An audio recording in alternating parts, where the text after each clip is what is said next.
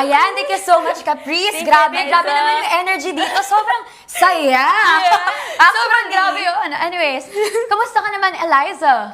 Super okay, hindi ko na-expect na ganito ako ka-hyper ngayon. Pero, Wow! Grabe. Grabe, ang bigat ng mga naunang katanungan at sagutan rin na nangyari tungkol sa buhay mo sa labas ng industriya na to. Kaya naman ngayon, tatanungin naman kita para sa ating game show, tatanungin naman kita tungkol naman sa buhay mo dito sa loob ng bahay ni Kuya. Kaya naman ang game show na to ay tinatawag na Yes, ... No ...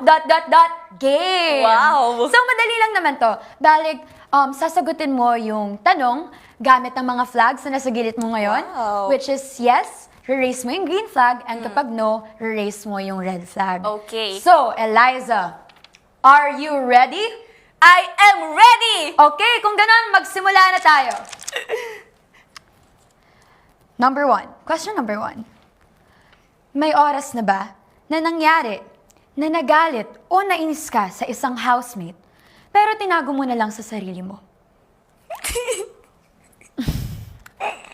Natatakot ka ba sa kung ano ang mararamdaman ng magulang mo kapag nalaman nila kung ano talaga ang kinikimkim ng damdamin mo? Sa tingin mo ba, may kinalaman yung mga kaibigan mo sa pagkanominado mo ngayong linggo? Grabe. Parang sobrang green flag naman ang mga sagot mo, Eliza. Pero, eto na nga. Ikaw ba ang dapat na manatili dito sa bahay ni Kuya? At hindi ang mga kaibigan mo na sina Carmel at Crystal? Sa tingin mo ba, maipagmamalaki ka ng magulang mo? Mawagayway ko to. Wow! Sa tingin mo ba, nakakaapekto ka sa pagkakaibigan ni Marco at Miguel? So, mawagayway ko. Did you ever lie in this interview? No! Oh my God! Napakahirap actually ng mga natanong na to kahit game show lang siya. Pero maraming salamat sa pagsagot ng totoo. So, ayun na nga. Thank you, Ashley! Siyempre, hindi lang naman ito yung game show na inihanda namin para sa'yo. Para sa Wow. susunod na game show, tatawagin ko na ang ating next host, Lala! Wow! Thank you so much, Eliza. Thank you, Ashley. Super brave of you. Thank you! Thank you so much, Ashley. Hello, Eliza. Kamusta? Kaya pa ba?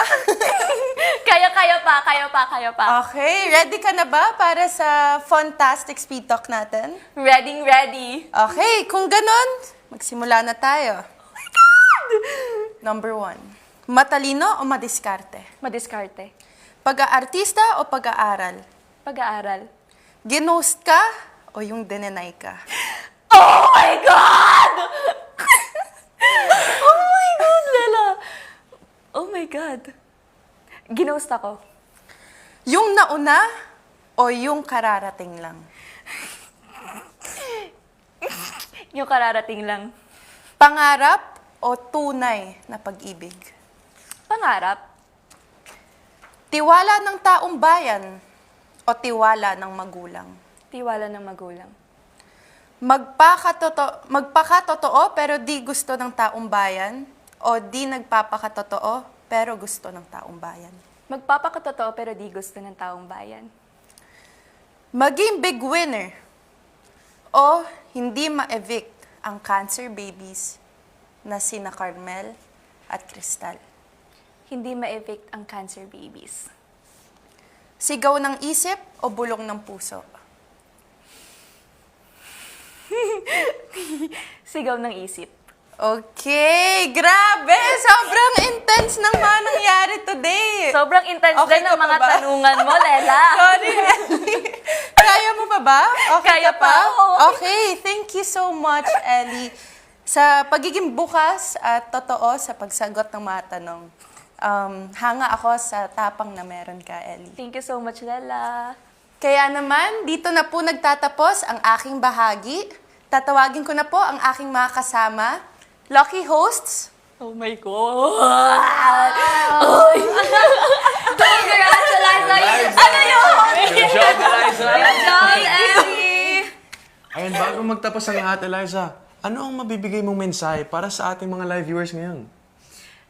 Super simple lang naman ng message na gusto ko. Ayun ay yung maging matapang kayo and don't doubt yourself too much. Kasi yung lakas ng loob, hindi mo nakukuha yan sa ibang tao kundi sa sarili mo.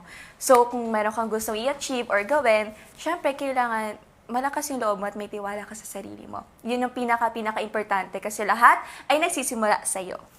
Well said, Eliza. Maraming salamat. Simple so but much. very meaningful. And Thank we're you. very proud of you, Eliza. So, maraming salamat, Eliza, dahil pinagkatiwala mo sa akin yung mga sagot mo ng buong-buo. At of course, gusto rin namin magpasalamat sa lahat ng nanonood ngayon. Sana mas nakilala niyo si Eliza gaya ng pagkilala namin sa kanya.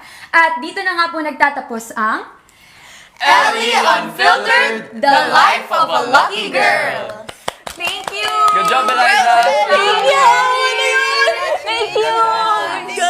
Thank you, Caprice, Clifford. Thank you so much. Eliza.